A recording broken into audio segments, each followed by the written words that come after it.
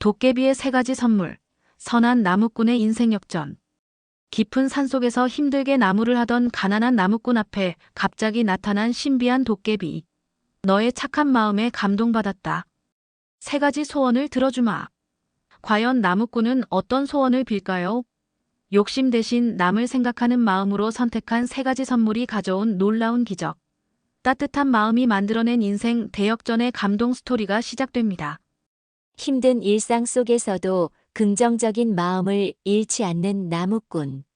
새벽 첫 달기 울 무렵 작은 초가집에서 나무꾼 철수가 몸을 일으켰다. 삐걱거리는 나무 바닥을 조심스럽게 디디며 일어서는 소리가 고요한 새벽을 깨웠다. 후, 철수는 작은 한숨을 내쉬며 창문 너머로 보이는 첩첩 산중을 바라보았다. 오늘도 어김없이 산으로 나무를 하러 가야 했다. 낡은 도끼 자루를 손에 쥐고 문득 옆에서 잠들어 있는 아내와 어린 딸을 바라보았다. 여보, 벌써 나가세요? 아내 영희가 희미한 촛불 아래에서 눈을 비비며 일어났다. 응, 일찍 가야 좋은 나무를 구할 수 있어. 너무 일찍 깨워서 미안해. 아니에요. 조심히 다녀오세요. 오늘은 꼭 나무를 많이 팔 수 있을 거예요. 영희의 목소리에는 애써 밝음을 담으려는 노력이 배어 있었다. 철수는 아내의 손을 꼭 잡았다. 고마워. 우리 순이 깨우지 말고 그냥 가마. 대문을 나서며 철수는 이웃집 할머니 댁을 바라보았다. 며칠 전부터 할머니가 아프다는 소식을 들었는데 창문에 불빛이 없는 것을 보니 아직 주무시는 모양이었다. 나중에 나무 좀 갖다 드려야겠네. 철수는 혼잣말을 하며 산길로 향했다. 산으로 오르는 길은 험했다. 돌부리에 발이 걸려 넘어질 뻔하기도 하고 가시덤불에 옷이 찢어지기도 했다. 하지만 철수는 불평하지 않았다. 대신 산새들의 지저김에 귀를 기울이며 이른 아침 산속의 맑은 공기를 깊이 들이마셨다. 아, 오늘 공기가 참 맑네. 순이도 이런 맑은 공기를 마시며 자랐으면 좋을 텐데. 한참을 걸어 올라가니 평소 나무를 하던 자리에 도착했다. 철수는 도끼를 들고 적당한 크기의 나무를 찾기 시작했다. 너무 굵은 나무는 혼자서 나르기 어렵고 너무 가는 나무는 시장에서 값을 받기 힘들었다. 이 나무가 딱 좋겠네. 철수가 적당한 굵기의 참나무를 발견하고 도끼를 들었을 때였다. 잠깐만요, 아저씨. 어디선가 작은 목소리가 들려왔다. 철수는 깜짝 놀라 주위를 둘러보았다. 하지만 아무도 보이지 않았다. 여기요, 여기. 목소리는 나무 밑동 근처에서 들려왔다. 철수가 고개를 숙여보니 나무 뿌리 사이에 작은 생쥐 한 마리가 떨고 있었다. 생쥐는 다친 것 같았다. 한쪽 다리를 절뚝거리고 있었다. 아이고, 이 작은 것이 다쳤네. 철수는 도끼를 내려놓고 조심스럽게 생쥐를 들어 올렸다. 어디 보자. 다리를 다쳤구나. 철수는 주머니에서 작은 헝겊 조각을 꺼내 생쥐에 다친 다리를 조심스럽게 감싸주었다. 그리고 근처에 있는 안전한 나무 구멍에 생쥐를 넣어주었다. 여기서 며칠 쉬면서 다리 나을 때까지 있어. 내가 내일도 여기 올 테니까 걱정하지 마. 생쥐는 작은 눈으로 철수를 바라보며 고개를 끄덕였다. 마치 고맙다는 인사를 하는 것 같았다. 철수는 미소를 지으며 다시 도끼를 들었다. 하지만 아까 그 나무 대신 다른 나무를 골랐다. 생쥐가 쉬고 있는 나무는 베고 싶지 않았기 때문이다. 저 나무도 괜찮겠네. 철수는 조금 떨어진 곳의 나무를 가리키며 일을 시작했다. 쨍그랑 쨍그랑. 도끼질하는 소리가 고요한 산속에 울려 퍼졌다. 철수의 이마에는 굵은 땀방울이 맺혔지만 그의 얼굴에는 만족스러운 미소가 떠나지 않았다. 오늘도 가족을 위해 그리고 도움이 필요한 이웃을 위해 열심히 일할 수 있다는 것만으로도 감사했다. 자, 이제 시장에 가서 팔아야지. 오늘은 꼭 좋은 값을 받아서 영희한테 맛있는 걸 사다 줘야겠어. 순이 옷도 새로 해줘야 하고. 철수는 나무를 지게에 지며 즐거운 상상에 잠겼다. 산에서 길을 잃은 도깨비를 도와주는 나무꾼. 해가 중천에 걸릴 무렵 철수는 나무를 한 짐 베어서 지게에 지고 산길을 내려가고 있었다. 무거운 짐 때문에 어깨가 아팠지만 오늘 베어온 나무가 시장에서 좋은 값을 받을 것 같아 기분이 좋았다. 그런데 평소와 다른 길에서 이상한 소리가 들려왔다. 으앙으앙. 어린아이가 우는 것 같은 소리였다. 철수는 지게를 내려놓고 소리가 나는 쪽으로 다가갔다. 큰 바위 뒤편에서 작고 둥근 것이 울고 있었다. 처음에는 아이인 줄 알았는데 가까이 가보니 이상하게 생긴 작은 존재였다. 키는 석자 남짓하고 몸은 둥글둥글했다. 머리에는 작은 뿔이 하나 돋아있고 온몸이 푸른빛을 띠고 있었다. 으앙, 길을 잃었어요. 그 작은 존재가 철수를 보더니 더욱 크게 울었다. 철수는 놀라긴 했지만 무서워하지 않았다. 그 작은 존재가 도깨비라는 것을 알 수 있었지만 해를 끼칠 것 같지는 않았다. 오히려 길을 잃고 우는 모습이 불쌍해 보였다. 철수는 무릎을 꿇고 도깨비와 눈높이를 맞췄다. 길을 잃었다고? 어디로 가려고 했는데? 저는 깊은 산 너머 동굴에 살고 있어요. 오늘 아침에 산딸기를 따러 나왔다가 길을 잃었어요. 으앙. 도깨비는 눈물을 뚝뚝 흘리며 대답했다. 아, 그럼 백두산 쪽 말이구나. 거기서 여기까지 왔으면 꽤 멀리 온 거네. 철수는 턱을 만지며 생각했다. 걱정하지 마. 내가 길을 알려줄게. 정말이요?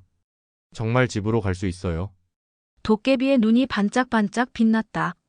물론이지. 하지만 혼자 가기는 위험하니까 내가 데려다 줄게. 철수는 웃으며 말했다. 아, 그럼 아저씨 일은 어떻게 해요? 나무를 지고 가시던데. 도깨비가 걱정스러운 표정을 지었다. 괜찮아. 나무는 내일 또 뵐 수 있어. 하지만 내가 길을 잃으면 큰일이지. 철수는 지게를 바위 뒤에 숨겨두었다. 자, 이제 가자. 철수는 도깨비의 작은 손을 잡고 산길을 걸었다. 도깨비는 다리가 짧아서 철수가 천천히 걸어야 했다. 아저씨, 저 때문에 너무 느려지는 거 아니에요? 도깨비가 미안해하며 물었다. 아니야. 천천히 가면서 산 구경도 하고 이야기도 나누면 더 좋지. 철수는 진심으로 대답했다. 그런데 넌 이름이 뭐야? 저는 꼬마비라고 불러요. 우리 동네에서 제일 작다고 해서요. 아저씨는요? 나는 철수야. 반가워 꼬마비야. 철수가 손을 흔들자 꼬마비도 웃으며 손을 흔들었다. 길을 걸으면서 꼬마비는 도깨비 마을 이야기를 들려주었다. 도깨비들이 어떻게 살고 어떤 재미있는 일들이 있는지 신기한 이야기가 끝없이 이어졌다. 철수도 자신의 가족 이야기, 마을 사람들 이야기를 들려주었다. 아저씨는 정말 착하세요. 가족을 위해서 매일 이렇게 힘든 일을 하시고. 꼬마비가 감탄하며 말했다. 그런 게 아니야. 사랑하는 사람들을 위해 일하는 건 당연한 거지. 그리고 힘들다고 생각하지 않아. 가족이 행복하면 나도 행복하거든. 철수의 대답에 꼬마비는 고개를 끄덕였다. 한참을 걸어가니 높은 절벽이 나타났다. 그 아래로 깊은 골짜기가 보였다. 아, 저기 보이는 동굴이 제 집이에요. 꼬마비가 손을 가리키며 기뻐했다. 정말 고마워요, 아저씨. 다행이네. 그런데 여기서 내려가는 길이 있나? 철수가 주위를 둘러보았다. 저는 날아서 내려갈 수 있어요. 하지만 아저씨는 꼬마비가 걱정스러워했다.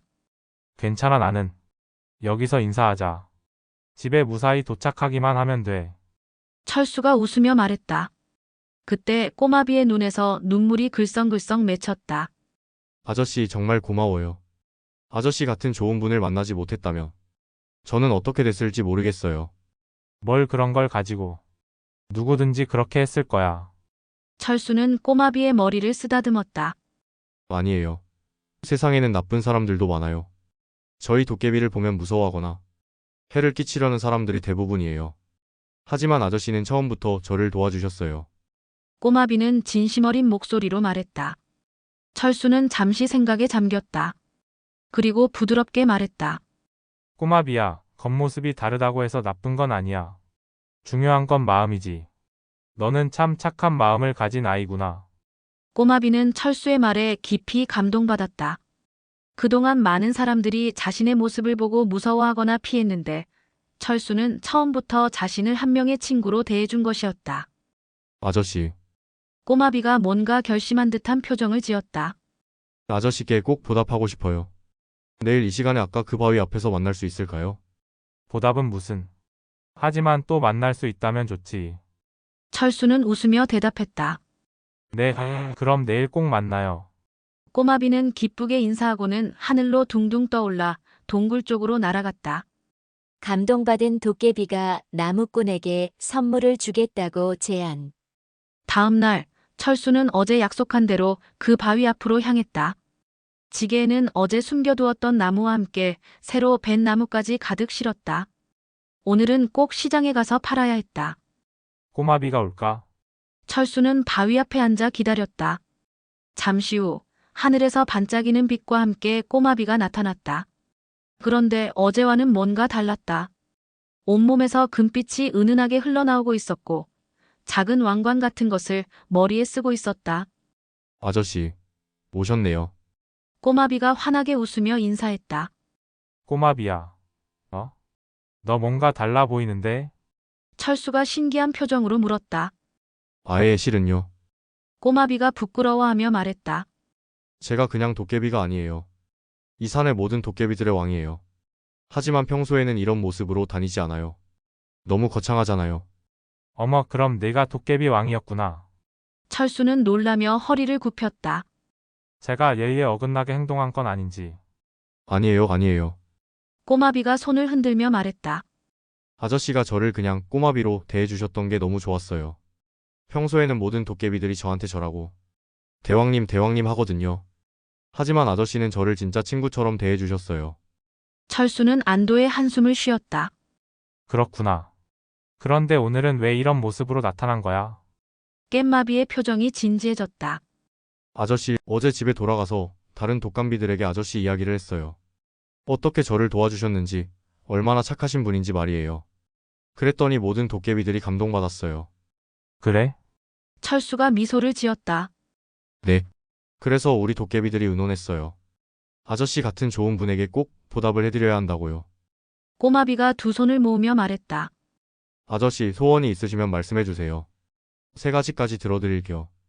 철수는 깜짝 놀랐다. 세 가지 소원을? 네. 저희 도깨비들에게는 마법의 힘이 있어요. 무엇이든 3가지까지는 이룰 수 있어요. 꼬마비가 자랑스럽게 말했다. 철수는 잠시 생각에 잠겼다. 3가지 소원이라니. 정말 놀라운 일이었다. 그러나 그는 성급하게 대답하지 않았다. 꼬마비야, 정말 고맙구나. 하지만 너무 큰 선물인 것 같은데. 아니에요.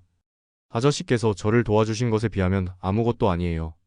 아저씨가 아니었다면 저는 아직도 산에서 헤매고 있을지 모르거든요. 꼬마비가 간절하게 말했다. 철수는 꼬마비의 진심을 느낄 수 있었다. 하지만 여전히 망설여졌다. 그럼 조금 생각할 시간을 줄 수 있을까? 너무 중요한 일이라서 신중하게 생각해보고 싶어. 물론이에요. 천천히 생각하세요. 하지만 너무 겸손해하지는 마세요. 아저씨는 정말 좋은 분이세요. 꼬마비가 따뜻하게 웃었다.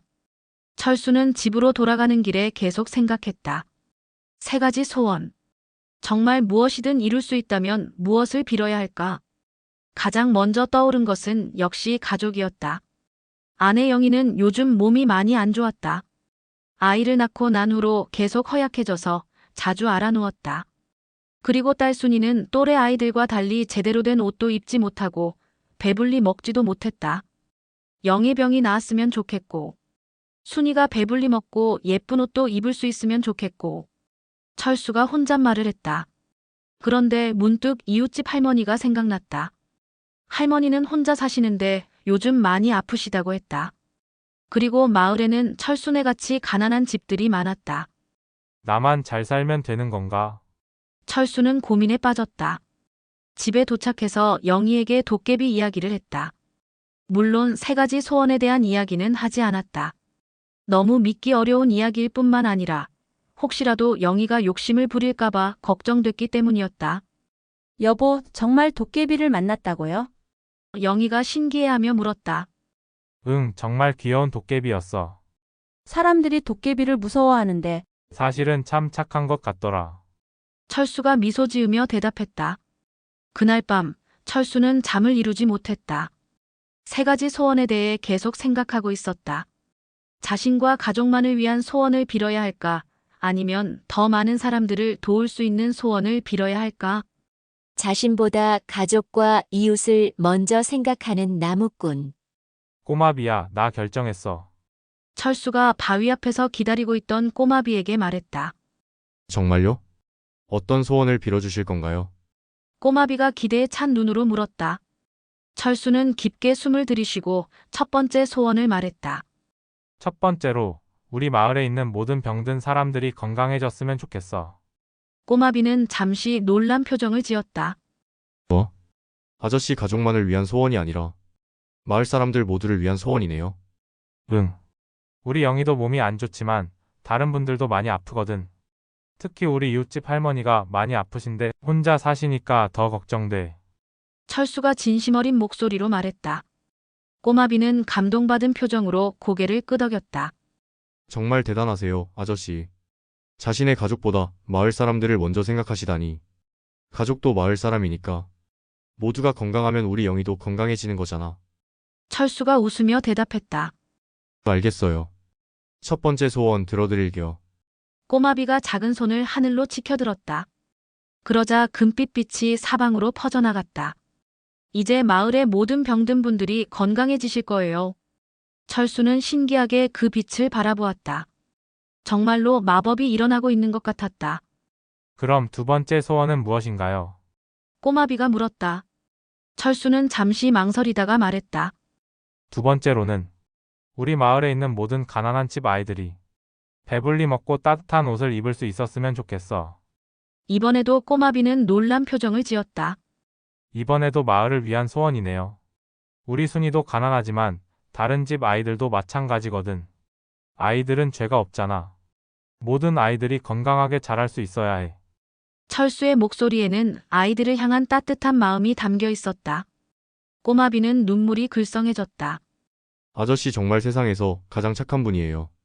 보통 사람들은 자신과 자기 가족만 생각하는데 아저씨는 항상 다른 사람들을 먼저 생각하시네요. 그런 게 아니야. 우리가 서로 도우며 살아야 하는 거잖아. 나 혼자만 잘 살면 무슨 소용이야. 철수가 겸손하게 대답했다. 두 번째 소원도 들어드릴게요. 꼬마비가 다시 손을 들어 올렸다.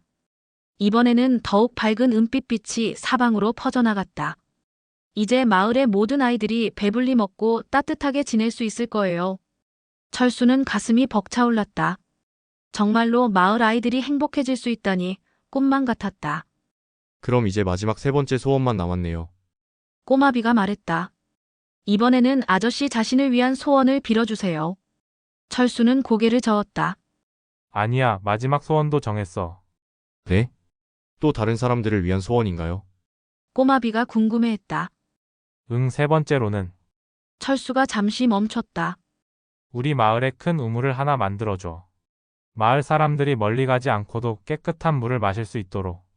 꼬마비는 이제 완전히 감동받아서 눈물을 흘리기 시작했다. 아저씨는 정말 왜 그래? 우는 거야? 철수가 당황하며 꼬마비를 달랬다. 아니에요. 감동의 눈물이에요. 저는 지금까지 수많은 사람들을 만났지만 아저씨 같은 분은 처음이에요. 세 가지 소원을 모두 다른 사람들을 위해 빌다니. 꼬마비가 흐느끼며 말했다. 별게 아니야, 당연한 거지. 철수가 꼬마비의 등을 토닥여 주었다. 아니에요. 당연한 게 아니에요. 세상 사람들은 대부분 자신만 생각해요. 돈을 달라, 건강하게 해달라, 출세시켜달라. 그런 소원들만 빌어요. 하지만 아저씨는 꼬마비가 감격스러워했다. 철수는 웃으며 말했다. 꼬마비야, 나는 이미 충분히 행복해. 사랑하는 가족이 있고 건강한 몸이 있고 일할 수 있는 힘이 있잖아. 이보다 더 바랄 게 뭐가 있겠어. 오히려 다른 사람들도 나처럼 행복했으면 좋겠어. 꼬마비는 철수의 말을 들으며 더욱 감동받았다. 이런 순수하고 선한 마음을 가진 사람이 세상에 있다는 것이 신기했다. 세 번째 소원도 들어드릴게요. 꼬마비가 마지막으로 손을 들어 올렸다. 이번에는 무지갯빛 빛이 하늘 높이 솟아올랐다. 마을에 가장 깨끗하고 시원한 우물이 생길 거예요. 세 번의 마법이 모두 끝나자 꼬마비는 철수를 바라보며 말했다. 아저씨 정말 고마워요. 저에게 진정한 선함이 무엇인지 보여주셨어요. 나야말로 고마워. 내 덕분에 마을 사람들이 모두 행복해질 수 있게 됐으니까. 철수가 진심으로 고마워했다. 그런데 꼬마비의 표정에 뭔가 특별한 미소가 떠올랐다. 아저씨 사실 하나 더 드리고 싶은 게 있어요. 예상치 못한 도깨비의 특별한 선물. 하나 더. 철수가 궁금해하며 물었다. 꼬마비는 장난스럽게 웃으며 말했다. 아저씨께서 3가지 소원을 모두 다른 사람들을 위해 빌어주셨잖아요. 그런데 저희 도깨비들 사이에는 특별한 규칙이 있어요. 특별한 규칙? 네. 만약 누군가가 3가지 소원을 모두 자신이 아닌 다른 사람들을 위해 빈다면 그 사람에게는 특별한 4번째 선물을 준다는 규칙이에요. 꼬마비가 신나게 설명했다. 철수는 깜짝 놀랐다. 4번째 선물? 네. 하지만 이건 정말 오랫동안 아무도 받지 못한 선물이에요. 왜냐하면 지금까지 만난 사람들은 모두 자신을 위한 소원을 하나씩은 빌었거든요. 아저씨가 첫 번째예요. 꼬마비의 목소리에는 흥분이 가득했다. 그런 규칙이 있었구나. 그럼 4번째 선물은 뭐야? 철수가 호기심 어린 눈으로 물었다. 꼬마비는 잠시 신비로운 표정을 지으며 말했다.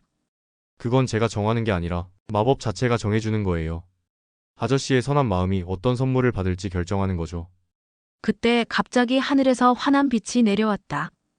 그 빛은 철수를 감싸며 따뜻한 느낌을 주었다. 빛이 사라지자 철수의 손에는 작은 나무 도끼가 들려 있었다. 하지만 평범한 도끼와는 달랐다. 손잡이에는 예쁜 무늬가 새겨져 있고 은은한 빛이 흘러나오고 있었다. 이게 뭐지? 철수가 신기하게 도끼를 바라보았다. 와, 정말 놀라워요. 꼬마비가 감탄하며 말했다. 이건 마음의 도끼예요. 정말 특별한 선물이에요. 마음의 도끼? 네. 이 도끼로 나무를 베면 보통 도끼로 베는 것보다 훨씬 많은 나무를 벨 수 있어요. 하지만 그게 다가 아니에요. 꼬마비가 설명을 계속했다. 이 도끼로 벤 나무는 다른 나무보다 훨씬 좋은 재질이 되어서 시장에서 몇 배의 값을 받을 수 있어요. 철수는 입을 다물지 못했다. 정말로? 네. 그리고 또 하나의 특별한 힘이 있어요. 이 도끼는 절대 부러지거나 무뎌지지 않아요. 아저씨가 평생 사용하실 수 있어요. 꼬마비가 기쁘게 말했다. 철수는 감동받아 눈물이 글썽해졌다. 꼬마비야, 이렇게 좋은 선물까지 받다니. 내가 뭘 했다고.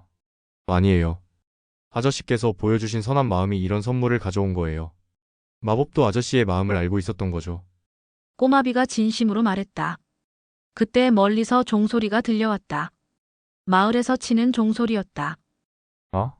무슨 일이지? 철수가 걱정스럽게 말했다. 아, 틀림없이 좋은 소식이에요. 아저씨의 소원들이 이루어졌나 봐요. 꼬마비가 웃으며 말했다. 철수는 서둘러 마을로 향했다. 꼬마비도 함께 따라왔다. 마을에 도착하니 사람들이 모두 밖으로 나와 있었다. 그리고 모든 사람들의 얼굴에는 기쁨이 가득했다. 철수야. 큰일 났어. 아내 영희가 뛰어와서 철수를 안았다. 내 몸이 갑자기 좋아졌어. 그리고 순이를 봐. 철수가 돌아보니 딸 순이가 예쁜 옷을 입고 맛있는 빵을 들고 뛰어오고 있었다. 아빠, 갑자기 예쁜 옷이 나타났어요. 그리고 맛있는 음식도 가득. 순이가 신나게 말했다. 이웃집 할머니도 건강한 모습으로 나타났다. 철수야, 신기한 일이야. 갑자기 몸이 완전히 나았어. 그리고 마을 한가운데 큰 우물도 생겼단다. 철수는 꼬마비를 바라보며 감사의 마음을 전했다. 꼬마비는 사람들에게는 보이지 않는 모습으로 철수에게만 손을 흔들었다. 이제 아저씨는 그 도끼로 더 잘 살 수 있을 거예요. 하지만 기억하세요. 아저씨의 가장 큰 보물은 그 선한 마음이라는 걸. 꼬마비가 마지막 인사를 했다. 선한 마음이 가져온 진정한 행복과 풍요. 그날부터 철수의 삶은 완전히 달라졌다. 마음의 도끼로 나무를 베니 정말로 평소보다 훨씬 많은 나무를 벨 수 있었다. 그리고 그 나무들은 모두 최고급 재질이 되어 시장에서 엄청난 값을 받을 수 있었다. 며칠 후 철수는 시장에서 나무를 팔고 큰 돈을 벌었다. 하지만 그는 그 돈을 혼자 쓰지 않았다. 영희야, 이 돈으로 우리 집도 고치고 순이 옷도 더 사주자. 그리고 철수가 주머니에서 돈을 꺼내며 말했다. 그리고 영희가 궁금해했다. 마을 사람들과 나눠주자. 모두가 함께 잘 살아야지. 철수가 웃으며 말했다. 영희는 남편의 말에 고개를 끄덕였다. 당신다운 생각이에요. 저도 그게 좋겠어요. 철수는 마을 사람들에게 돈을 나눠주고 함께 마을 회관도 지었다. 그리고 아이들을 위한 작은 학교도 만들었다. 시간이 흘러 철수는 마을에서 가장 존경받는 사람이 되었다. 하지만 그는 조금도 교만해지지 않았다. 여전히 매일 산에 올라가 나무를 했고 어려운 사람들을 도왔다. 어느 날 철수가 산에서 나무를 하고 있을 때 꼬마비가 다시 나타났다. 아저씨, 오랜만이에요. 꼬마비가 반갑게 인사했다. 꼬마비야. 정말 반갑다. 철수도 기쁘게 인사했다. 아저씨, 마을이 정말 좋아졌네요. 모든 사람들이 행복해 보여요. 꼬마비가 마을을 내려다보며 말했다. 내 덕분이야. 정말 고마워. 철수가 진심으로 감사를 표했다. 아니에요. 아저씨의 선한 마음 덕분이에요. 저는 그냥 도구였을 뿐이에요. 꼬마비가 겸손하게 대답했다. 그때 꼬마비가 특별한 제안을 했다. 아저씨, 앞으로도 계속 친구로 지낼까요? 가끔씩 이렇게 만나서 이야기 나누면 좋겠어요. 물론이지. 넌 내 소중한 친구니까. 철수가 흔쾌히 대답했다. 그 후로도 철수와 꼬마비는 자주 만나 우정을 나눴다. 철수는 꼬마비에게 사람들의 따뜻한 마음에 대해 이야기해 주었고, 꼬마비는 철수에게 도깨비 세계의 신기한 이야기들을 들려주었다. 마을 사람들은 철수가 혼자 중얼거리는 모습을 보며 처음에는 이상하게 생각했지만 곧 철수만의 특별한 습관이라고 여기게 되었다. 그들은 철수가 늘 행복해 보이고 더욱 친절해진다는 것만 알 뿐이었다. 철수는 평생 마음의 도끼를 사용하며 마을을 위해 일했다. 그리고 그의 선한 마음은 딸 순이에게도 전해졌다. 순이도 자라면서 아버지처럼 다른 사람들을 먼저 생각하는 착한 아이가 되었다. 세월이 흘러 철수가 할아버지가 되었을 때 그는 손자들에게 이 이야기를 들려주었다. 물론 사람들은 그저 재미있는 예시이야기 정도로 생각했지만 그 속에 담긴 교훈만큼은 모든 사람의 마음에 깊이 새겨졌다. 할아버지, 정말 도깨비가 있어요? 손자가 눈을 반짝이며 물었다. 철수는 미소를 지으며 대답했다. 도깨비가 있는지 없는지는 중요하지 않단다. 중요한 건 우리가 서로를 사랑하고 도우며 사는 거야. 그러면 마법보다도 더 놀라운 일들이 일어날 수 있어. 그리고 철수는 창문 너머로 보이는 산을 바라보며 작게 손을 흔들었다. 멀리서 작은 금빛 반짝임이 담내하는 것 같았다. 꼬마비는 여전히 그곳에 있었고 철수와의 우정을 소중히 여기고 있었다. 이렇게 선한 마음을 가진 나무꾼 철수는 도깨비의 선물로 물질적 풍요를 얻었지만 그보다 더 큰 선물인 진정한 행복과 사람들의 사랑을 얻으며 평생을 행복하게 살았다. 그리고 그의 이야기는 마을 사람들 사이에서 대대로 전해져 내려가며 많은 사람들에게 선한 마음의 소중함을 일깨워 주었다. 어떠셨나요? 선한 마음을 가진 나무꾼 철수와 도깨비 꼬마비의 따뜻한 이야기. 혹시 여러분도 철수처럼 다른 사람을 먼저 생각하는 마음을 가지고 계신가요? 작은 친절과 배려가 모여 큰 기적을 만들어낸다는 것을 새삼 느끼게 되는 이야기였습니다. 다음 이야기에서는 마음씨 착한 사람에게만 보이는 도깨비 친구들의 비밀이라는 더욱 신비롭고 재미있는 이야기로 여러분을 찾아뵙겠습니다. 과연 어떤 사람들이 도깨비를 볼 수 있을까요? 그리고 도깨비 친구들은 어떤 특별한 비밀을 가지고 있을까요? 오늘 이야기가 마음에 드셨다면 좋아요와 구독 부탁드리고 댓글로 여러분의 소감도 들려주세요. 따뜻한 이야기로 또 만나요.